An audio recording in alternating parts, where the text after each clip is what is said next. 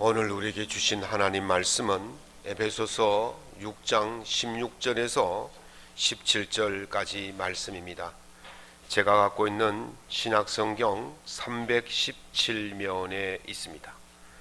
에베소서 6장 16절에서 17절까지 말씀을 우리 한 목소리로 낭독하겠습니다.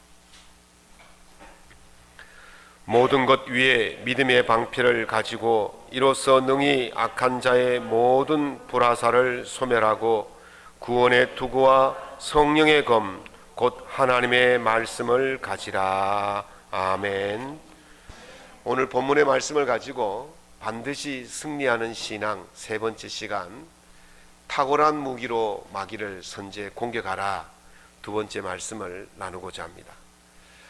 제가 모 교회의 부목사로 부임하니까 그 교회에 무당생활 30년 이상 하다가 청산하고 예수를 영접하고 교회에 다니시는 분이 계셨어요.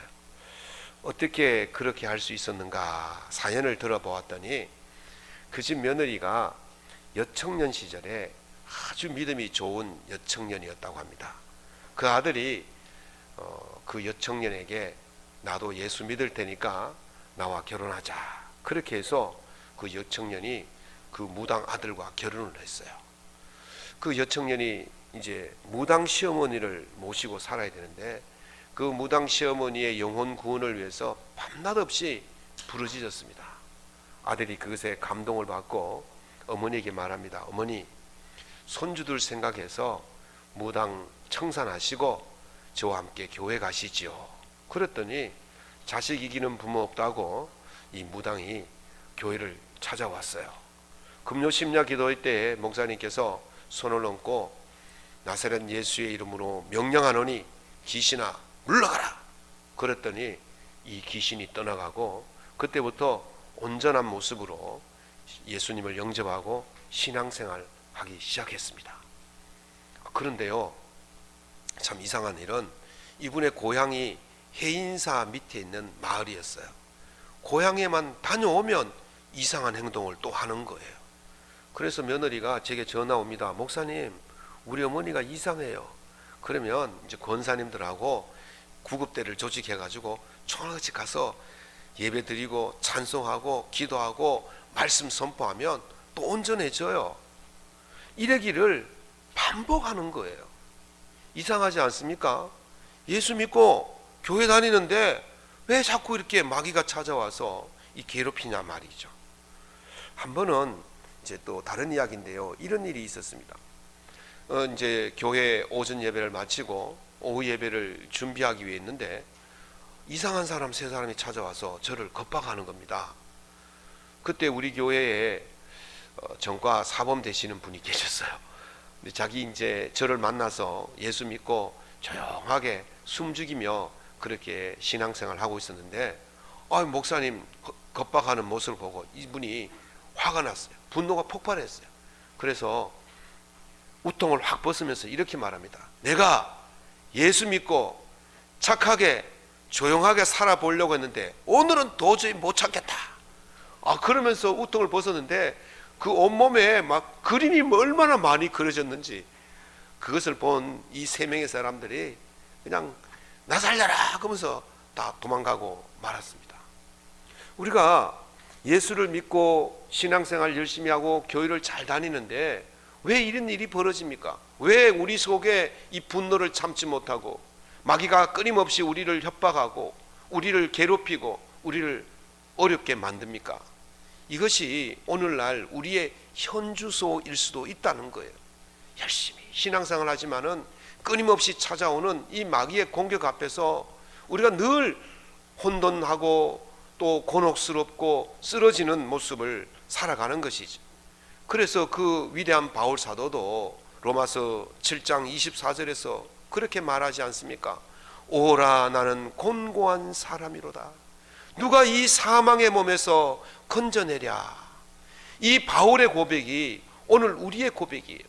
예수 믿는다고 모든 것이 평탄하고 예수 믿는다고 더 이상 마귀의 공격이 없어지고 그런 게 아니라는 것이죠. 끊임없이 마귀는 우리의 마음을, 우리의 생각을, 우리의 삶의 형편을 흔들어 제끼고 공격해서 우리의 마음이 곤고하도록 그렇게 만들어 간다는 것입니다. 무당 청산하고 신앙생활하면서 예수님이 진리이신 줄 알았어요. 예수의 복음을 받아들이면 평안의 삶을 산다는 것도 알았습니다. 하나님께서 예수 그리스도를 통해서 나를 어렵다고 인정해 주시는 것도 알았지만 삶을 살아가다 보면 마귀의 공격에 끊임없이 흔들리고 곤고한 삶을 살 수밖에 없다는 것입니다. 여러분은 어떻습니까? 여러분은 예수 한번 믿고 난 이후부터 흔들림이 없습니까? 마귀의 공격에 공고함을 당하지 않습니까? 꿋꿋하게 살아가고 있습니까? 그렇지 않을 거예요. 오늘도 끊임없이 마귀는 우리에게 공격해서 우리를 넘어뜨리려고 우는 사자같이 돌아다니면서 우리를 삼키려고 하고 있다는 사실입니다. 도대체 무엇이 우리를 이렇게 힘들게 합니까? 그 이유가 무엇이겠습니까? 예수님께서 변화산에 올라가셨다가 내려오시니까 제자들이 서기관들과 변론을 하고 있었어요. 그래서 예수님이 물었어요. 너희들이 무엇을 변론하느냐? 그랬더니 그 무리 중에 한 사람이 예수님께 엎드리며 말합니다. 선생님, 내 아이가 귀신이 들렸는데 선생님의 제자들에게 쫓아내달라고 부탁했는데 능히 하지 못했습니다. 그 말을 들은 예수님께서 믿음이 적은 자들아, 내가 언제까지 너희와 함께 있어야 하냐? 내가 언제까지 너희를 참아주어야 하냐? 그렇게 이야기를 합니다. 그때에 이 아버지가 예수님께 말합니다. 선생님, 무엇을 하실 수 있거든 우리를 불쌍히 여기사 도와주시옵소서. 다시 예수님 말씀하십니다. 할 수 있거든이 무슨 말이냐? 믿는 자에게는 능치 못함이 없느니라. 아멘. 그때에 이 아버지가 말합니다. 내가 믿나이다. 나의 믿음 없는 것을 도와주시옵소서. 그 말씀을 듣고 예수님께서 그 아이에게 들린 귀신을 쫓아내신 줄로 믿습니다. 여기까지가 마가복음의 이야기고, 마태복음에 보면 그 뒤에 이야기가 또 나오고 있습니다. 제자들이 예수님께 조용히 나와서 묻습니다. 선생님, 우리는 왜 쫓아내지 못합니까? 그때 예수님께서 이렇게 말씀하시죠.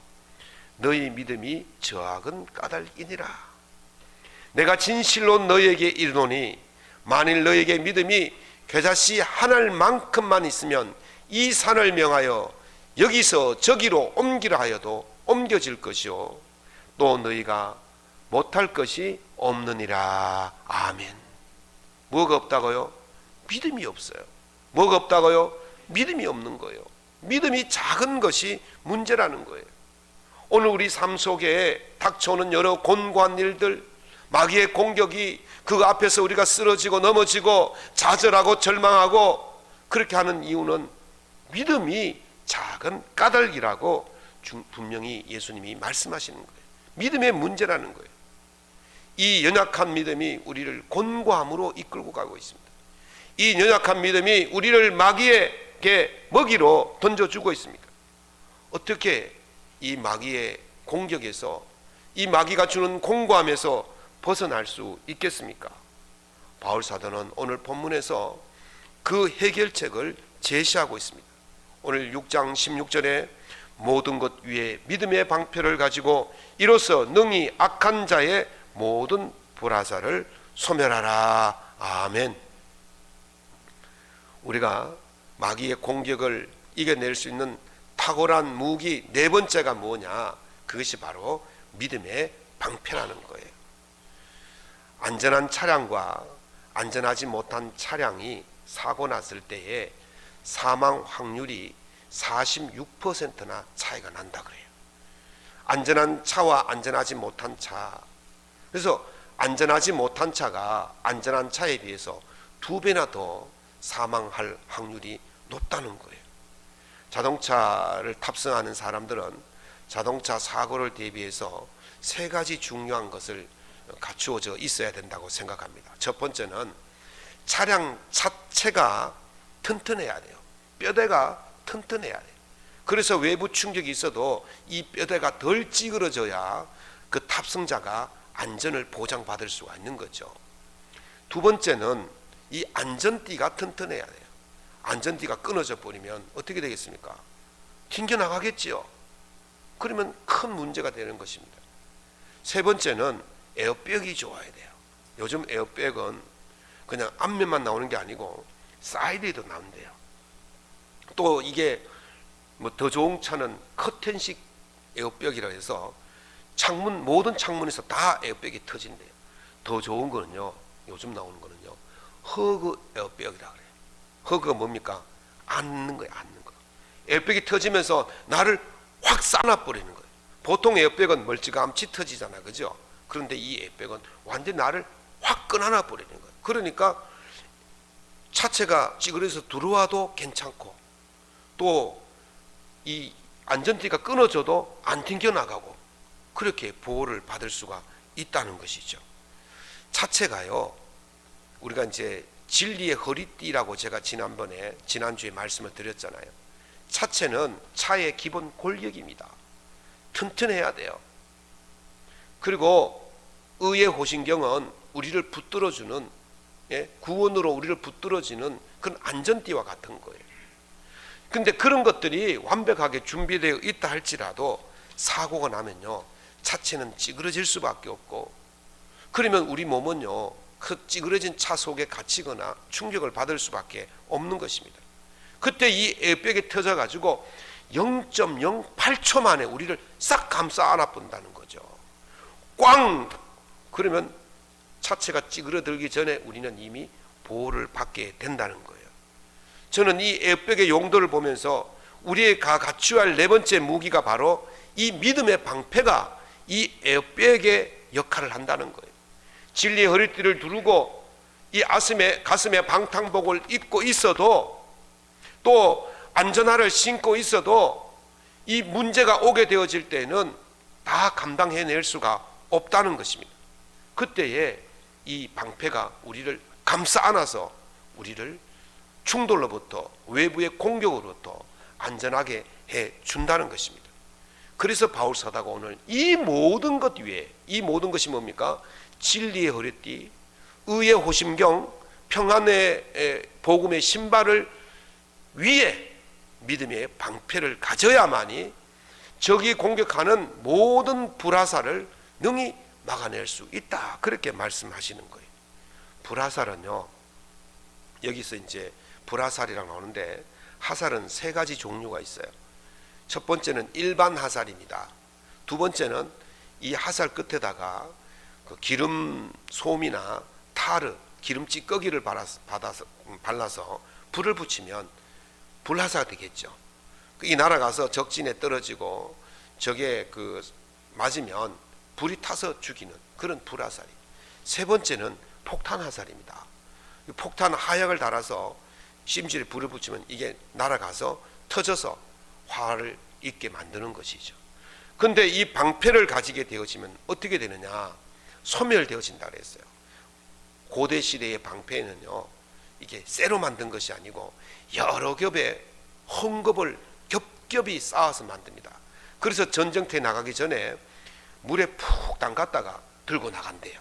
그러면 어떻게 되겠습니까? 불화살이 날아와도 금방 꺼지겠죠. 그 다음에 이 방패가 폭탄이 터져도 방패로 막을 수가 있게 되는 겁니다. 고대 역사학자인 헤로도토스가 쓴 역사라는 책이 있습니다. 그 책에 보면요, 영화 삼배이라는 영화의 주요 배경이 되었던 장면이 나오죠. 그리스와 페르시아가 이제 2차 전쟁을 벌입니다. 그때 이 페르시아가 그리스를 침공할 때에 수만 명의 병사들을 공격을 합니다. 그 곳을 막아섰던 사람들이 이제 스파르타의 300명의 용사들이죠. 이 300명이 2만 명, 3만 명 되는 군사들과 싸우는 그 장면이 바로 영화 300이라는 장면인데요. 그 전투가 어디서 벌어졌냐면 테르모필레라는 좁은 협곡에서 이루어졌습니다. 그러니까 좁은 협곡이니까 수만 명이 쳐들어와도 그 협곡에 들어올 수 있는 사람은 딱 한정되어 있겠죠. 그러니 300명이 딱 막았으면 이 사람들이 다 들어올 수가 없어요. 이 헤로도토스의 역사라는 책 제7권 266절에 보면, 이따 한번 웃어줘야 되지. 7권 266절에 보면 이런 내용이 있습니다. 한 그리스 병사가 말하기를, 페르시아인들이 화살을 쏘면 화살들에 의해 해가 가려질 만큼 그 수가 엄청납니다. 화살을 얼마나 쏘면 해가 안 보일 정도로 화살이 날아온단 말이죠. 그렇게 날아오면요, 우리가 갑옷을 입고 안전화를 신고 뭐 그렇게 있으면 그 안 뚫고 들어오겠습니까? 다 뚫고 들어오는 거예요. 여러분 10층 옥상에서 조그만 돌 하나 딱 던지면 그 밑에 있는 사람 맞으면요, 차체가 찌그러질 정도 되거든요. 그러니까 이 공중에서 날아오는 화살을 맞으면 갑옷을 뚫고 들어오는 거예요. 안전화를 뚫고 들어오는 거예요. 근데 그것을 막아줄 수 있는 게 뭐냐면 바로 방패라는 거예요. 로마 시대의 방패는요, 이 크기가 사람 몸을 덮고도 남는 그런 거대한 방패입니다. 사각형으로 했는데 이걸 스쿠툼이라고 그러는데, 이 방패를 딱 대고 있으면 화살이 날아도 다 막을 수가 있어요. 그래서 이제 병사들이 10열 또는 16열로 딱 진열을 맞춰서 전진할 때에 제일 앞에 있는 병사는 자기 앞을 딱 가립니다. 그러면 뒤에 있는 병사는 위를 가려요. 그러면 전체 이 진열이 어떻게 되냐면 거북이 등처럼 딱 감싸지는 거예요. 이걸 이 진영을 가리켜서 테스투도라 그러는데, 그렇게 하면 화살이 비 오듯이 해를 가릴 만큼 쏟아져 내려도 그 방패 속에 든 병사들은 한 명도 다치지 않는다는 거죠. 그만큼 방패가 유용한 무기라는 사실을 말하고 있습니다. 믿음이 바로 이런 역할을 하는 줄로 믿습니다. 우리가 진리의 허리띠를 띠고 의의 호심경을 붙이고 평안의 신발, 복음의 신발을 신었지만은 마귀가 끊임없이 공격해 올 때 어딘가는 허점이 있게 마련이에요. 어딘가는 빈틈이 있게 마련인 거예요. 그럴 때 그 빈틈으로 마귀의 공격이 들어와서 우리를 상하게 할 때에 이 믿음의 방패를 딱 내세우면 그 모든 것으로부터 막아질 수가 있다는 거예요. 다시 말씀드립니다. 예수를 알아요. 복음도 알아요. 예수를 믿으면 의롭게 된다는 것도 알아요. 그러나 우리가 쓰러질 수밖에 없는 것은 아는 것으로 된다는 게 아니에요. 문제는 무엇입니까? 믿음이 있어야 된다는 거예요. 예수를 믿는 것이 구원의 길이라는 것을 믿을 때에 보호받게 될 줄로 믿습니다. 진리의 허리띠를 단단히 메고 진리에 기반하고 있으면 넘어지지 않는다는 것을 믿어야 되는 거예요. 의의 호신경을 붙이고 있으면 더 이상 우리는 죄에게 끌려가지 않게 된다는 사실을 믿어야 하는 것입니다. 복음의 신발을 신으면 더 이상 우리에게는 흔들림이 없고 평안이 온다는 사실을 믿어야 한다는 것입니다. 믿을 때에 우리가 보호받게 될 줄로 믿습니다. 그래서 요한 사도는 세상을 이긴 이김은 이것이니 우리의 믿음이니라. 아멘. 세상을 무엇으로 이긴다고요? 믿음으로 이기게 될 줄로 믿습니다. 여러분들이 믿음을 가지면, 예수 그리스도에 대한 믿음을 가지면, 복음에 대한 믿음을 가지면 우리는 능히 승리하게 될 줄로 믿습니다.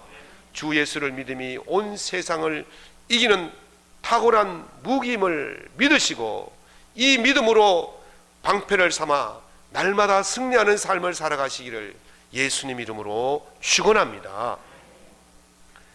다섯 번째 탁월한 무기는 구원의 투구입니다. 의사가 사망 진단을 내릴 때에 옛날에는 두 가지를 보고 사망 진단을 내렸습니다. 심폐정지라 그러죠. 심장이 멈추고 호흡이 멈추는 것을 심폐정지라고 해요.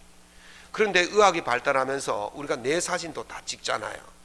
그래서 뇌가 살았는지 죽었는지를 요즘은 판정을 해요. 그래서 요즘 사망 진단은 이 세 가지를 합니다. 심장과 폐와 뇌가 죽었는지를 보고 사망 진단을 하는 것이죠. 의사들이요, 신체 중에서 가장 중요한 부분이 심장과 폐와 뇌라고 그렇게 보는 것이죠. 그 중에서도 가장 중요한 것이 뭐냐면 뇌라고 그래요. 여러분, 뇌가 어디 있습니까? 뇌가 머릿속에 있잖아요. 머리를 보호하고 있는 이 두개골이 있어요. 머리뼈라고. 이 속에 뇌가 들어있어요. 뇌는요, 자뇌와 우뇌가 아주 대칭적으로 이렇게 있어요. 자뇌가 발달하면 어떤 이론적인 논리적인 사람이고, 우뇌가 발달하면 감성적인 사람, 이렇게 이야기를 해요. 그래서 왼손잡이들은 주로 우뇌가 발달하고 오른손잡이는 주로 자뇌가 발달해 있다 그래요. 어쨌든 이 두 가지가 잘 융합해야만이 아주 멋진 인생을 살아가게 되는데요. 어쨌든 이 뇌가 굉장히 중요하기 때문에 머리뼈라는 것을 보호하고 있어요. 일상생활 할 때는 이 머리뼈로만 우리가 보호를 받을 수가 있어요. 예를 들어 좁은 통로를 가거나 뭐 가다가 머리로 박지요. 예, 죽습니까? 뭐가 납니까? 혹이 나겠죠. 아이고 하고 한 이틀만 지나고 나면 괜찮아요. 그런데 외부로부터 엄청난 충격이 머리에 가해지면 그 머리뼈로만 보호받을 수가 없는 거예요. 그래서 예기치 않은 일들이 일어날 수 있는 위험한 곳에서는 반드시 무엇을 써야 됩니까? 헬멧을 쓰잖아요. 산업 현장에서 헬멧을 씁니다. 격한 스포츠를 할 때 헬멧을 씁니다. 원동기 오토바이를 탈 때, 자전거를 탈 때, 또는 요즘 아이들 젊은 청년들 타고 다니는 그게 뭐예요? 킥보드 탈 때 반드시 헬멧을 써야 되는 거예요. 이거 안 쓰면 벌금 물게 되는 거예요. 벌금 물게 되는 게 중요한 게 아니고 안 쓰다 사고 나면 죽는 거예요. 그래서 반드시 위험한 일을 할 때는 헬멧을 쓰도록 되어 있는데, 세상에서 가장 위험한 일이 무엇이겠습니까? 그거는요, 전쟁터예요. 전쟁터는 정말 위험한 곳이죠. 그래서 전쟁터에는 반드시 이 모자를 써야 됩니다. 투구를 써야 됩니다. 일반적으로 가장 많이 쓰는 이 전투모가, 고대 사회의 전투모가 고린도식 전투모였어요. 고린도식 전투모였어요. 한번 보여주세요. 이렇게 생겼어요.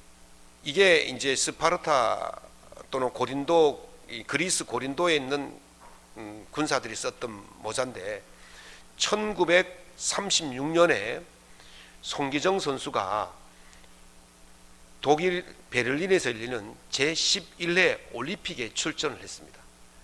어떻게 했습니까? 마라톤에서 우승을 했죠.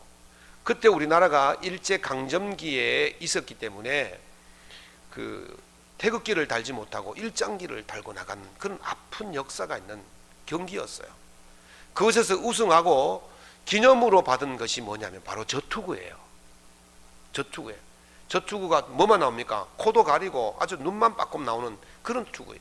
저렇게 해야만이 외부로부터 칼과 창과 도끼 이런 것들이 공격해 올 때 이 머리를 보호할 수가 있는 것입니다. 투구를 쓰는 이유가 무엇입니까? 보호받기 위해서 그렇습니다. 일상생활 할 때는 아무 문제가 없지만 외부로부터 충격을 받을 수 있는 위험한 지경에 이르렀을 때는 반드시 저 투구가 우리를 지켜주는 것입니다.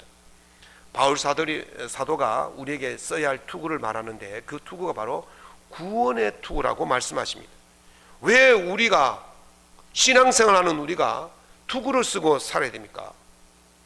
우리는요, 마귀와 영적 전쟁을 하는 전투하는 십자가 군사들이에요. 그래서 우리 두뇌의 신체 중에서 가장 중요한 이 머리를 보호해야만이 우리가 안전하게 신앙생활을 할 수가 있는 것입니다. 그 전투에서 가장 중요한 지점이 어디겠습니까? 사령부예요. 사령부. 본부가 있는 곳이 가장 중요합니다. 이 본부가 적에게 점령을 당하면 하급 부대가 명령을 받지 못해서 우왕좌왕 갈팡질팡하다가 적에게 패하게 되어지는 것입니다. 그래서 이 본부를 가장 안전한 곳에 가장 안전하게 보호를 하는 거예요. 우리 신체 중에서 가장 중요한 곳이 어디입니까? 바로 이 두뇌예요. 사람은요, 오감을 통해서 정보를 두뇌가 습득합니다. 오감이 뭡니까?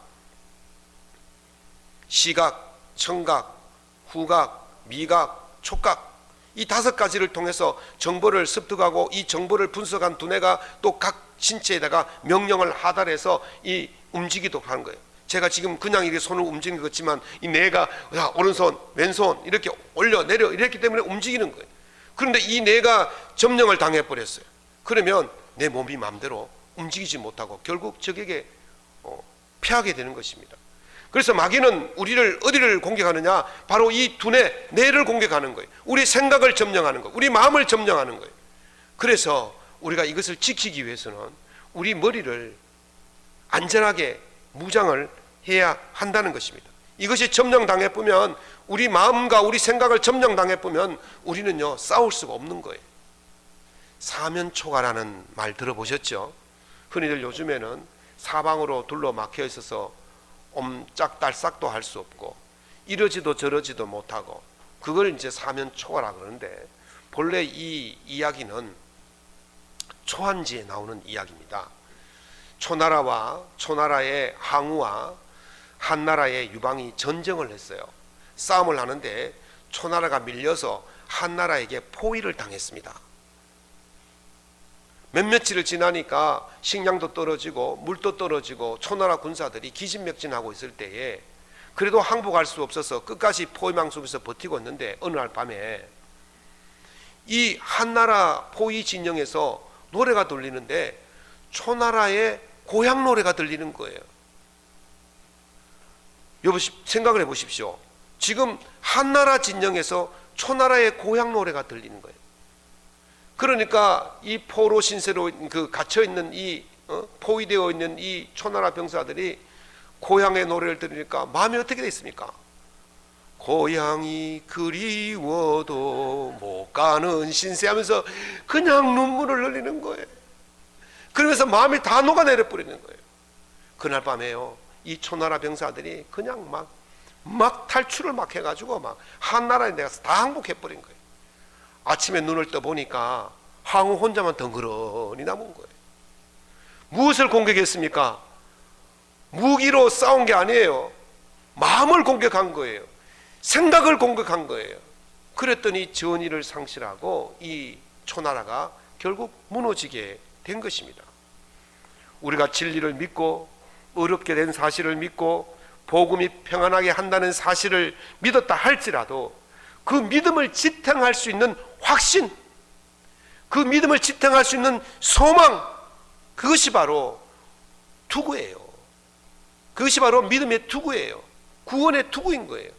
그것이 없으면요, 마귀는 끊임없이 구원의 확신을 흔들어버리고 그 구원의 소망을 흔들어서 내가 구원 받았는지 안 받았는지, 내가 구원 받을 것인지 말 것인지 그냥 희미하게 그렇게 하다가 마귀가 조금만 공격해버리면 그냥 휙 넘어가 버리고 예수님을 떠나서 세상으로 그렇게 지옥길로 가게 되어지는 것입니다. 무엇에 무너집니까? 마귀가 우리의 생각을 지배하기 때문에 무너지는 것입니다. 왜 무너집니까? 구원의 확신이 없기 때문에 무너지는 거예요. 왜 무너집니까? 구원의 소망이 없기 때문에 무너지는 것입니다. 이길 수 있다는 확신, 이길 수 있다는 소망, 구원받을 수 있다는 믿음, 집으로 천국으로 갈 수 있다는 소망, 그것을 가지고 믿음으로 나아갈 때에 우리가 승리하게 될 줄로 믿습니다. 이 구원의 투구는 바로 구원의 확신입니다. 구원의 소망입니다. 그러므로 마귀는 우리 속에 이 거짓 정보를 끊임없이 집어넣어서 우리를 넘어뜨리는 거예요. 마귀는 처음부터 거짓말장이라고 그랬지 않습니까? 그래서 예수님께서 마귀는 거짓의 압이라고 그랬습니다. 마귀는 끊임없이 거짓말을 우리 머릿속에 넣어주는 거예요. 구원 없다, 이 땅이 제일이고 이 땅에 누리는 것이 전부고, 너 세상살이 할 때 그렇게 살지 말고 이렇게 요령 피우면서 이렇게 거짓말로 살아라, 그래야 잘 산다, 그렇게 거짓말을 끊임없이 심어주는 것입니다. 그러나 우리가 이 구원의 확신을 가지고 구원의 소망을 가지고 구원의 투구를 쓰게 되어질 때 마귀는 더 이상 우리의 머리를 공격하지 못해서 우리가 흔들리지 않게 될 줄로 믿습니다. 오직 구원의 투구, 구원의 확신, 구원의 소망을 가질 때에 우리는 마귀를 이겨내게 될 줄로 믿습니다. 자동차를 타면 제일 처음에 해야 될 일이 무엇입니까? 시동 켜요? 시동 켜기 전에 해야 될 일이 무엇입니까? 안전벨트를 먼저 매어야 되는 겁니다. 오토바이를 타면 시동 걸기 전에 가장 먼저 해야 될 것이 뭡니까? 헬멧을 써야 되는 거예요. 마찬가지로 구원의 투구는 습관처럼 쓰셔야 됩니다. 구원의 확신, 구원의 소망이 없으면 투구를 벗고 다니는 것과 마찬가지예요. 투구를 벗고 다니면 사고 났을 때 죽는 거예요. 투구를 벗는 순간 우리는 마귀에게 생각을 지배당하게 될 것입니다. 그러므로 날마다 구원의 확신, 구원의 소망이 내게 있는지 점검하면서 살아가야 해요. 눈만 뜨면 구원의 확신, 구원의 소망이 내게 있는지를 점검해야 되는 거예요. 그래서 바울사도는 말씀하시기를 너희는 믿음 안에 있는가? 너희 자신을 시험하고 너희 자신을 확증하라.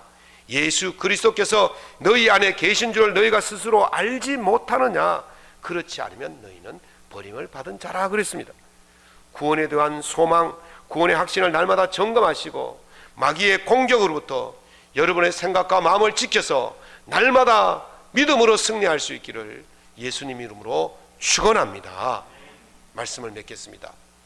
서두에 그 무당 하다가 예수 믿은 할머니에 대한 이야기를 다시 돌아가면요, 그 할머니가 목사가 가면 귀신이 떠나가고 목사가 떠나면 귀신이 들어오고, 너무 얄밉잖아요. 그것도 한두 번도 아니고 몇 차례를 그렇게 해서 제가 한 번은 귀신을 쫓아내기 전에 물어봤어요. 도대체 목사가 오면 가고 목사가 가면 오고 도대체 너 어디 있다 오냐? 그러니 목사가 오면 대문 밖에 기다리고 있답니다.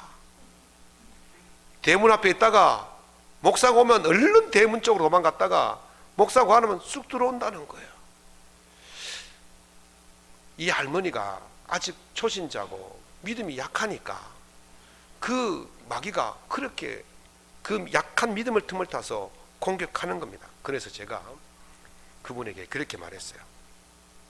매일 아침 일어나시면 찬송을 부르시고 성경을 한 장 읽으시고 그리고 예수님 이름으로 마귀야 물러가라고 날마다 선포하십시오.